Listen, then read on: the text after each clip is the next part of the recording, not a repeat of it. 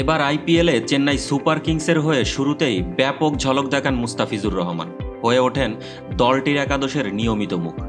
তবে তার পারফরম্যান্সের দুটো চিত্র দেখা গিয়েছে।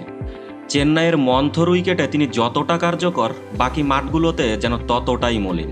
এবার আইপিএলে 6 ম্যাচ খেলে 20.54 গড়ে মোস্তাফিজের শিকার চতুর্থ সর্বোচ্চ 11 উইকেট। ওভার প্রতি তিনি রান দিয়েছেন 9.41 করে। 6 ম্যাচের 3টি চেন্নাইতে খেলেছেন মুস্তাফিজ। এই 3 ম্যাচে তার পারফরমেন্স একদমই আলাদা। প্রথম ম্যাচে রয়্যাল চ্যালেঞ্জার্স বেঙ্গালুরুর বিপক্ষে 4 ওভার বল করে 29 রান দেন তিনি, নিয়েছেন 4 উইকেট, হন ম্যাচ সেরা। পরের ম্যাচে গুজরাট টাইটান্সের বিপক্ষে একই মাঠে 30 রান খরচায় পান 2 উইকেট। চেন্নাইয়ের বাইরে তৃতীয় ম্যাচ খেলতে গিয়েই মুস্তাফিজ হয়ে ওঠেন ব্যাপক খরচে। বিশাখাপট্টনমে দিল্লি ক্যাপিটালসের বিপক্ষে 4 ওভারে মাত্র 1 উইকেটে 47 রান দিয়ে ফেলেন তিনি। তবে আবার চেন্নাইতে ফিরতেই দেখা যায় তার ঝলক।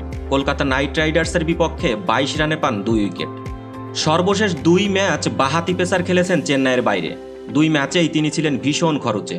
ওয়াংখেড়েতে মুম্বাই ইন্ডিয়ান্সের বিপক্ষে মুস্তাফিজের 4 ওভার থেকে 55 রান নেন রোহিত শর্মারা, কাটার মাস্টার পান 1 উইকেট।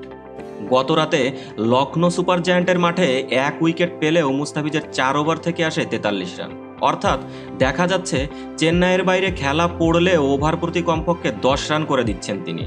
তবে এর পিছনে অবশ্যই যুক্তি আছে। উইকেটে বল গ্রুপ করলেই কাটার দিয়ে সাফল্য পান মুস্তাফিজ। চেন্নাইয়ের চিপকের 22 গজে মিরপুরের মতোই আছে তেমন সুবিধা। মন্থর উইকেটে বল থেমে আসে।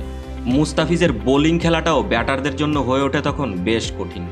তবে বাকি মাঠের উইকেটগুলো গতিময় হওয়ায় ভুগছেন এই বাংলাদেশি পেসার।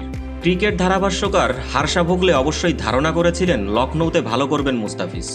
ক্রিকেটবাজের আলোচনায় তিনি বলেন, প্রথম ইনিংস দেখে মনে হচ্ছিল উইকেটে বল ধরেছে, মুস্তাফিজের ভালো করার কথা এই উইকেটে।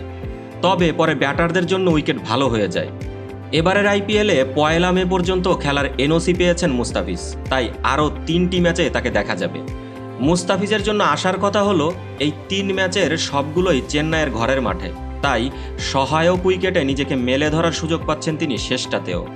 আমরা চাই আজকের ম্যাচটা হোক মুস্তাফিজময়।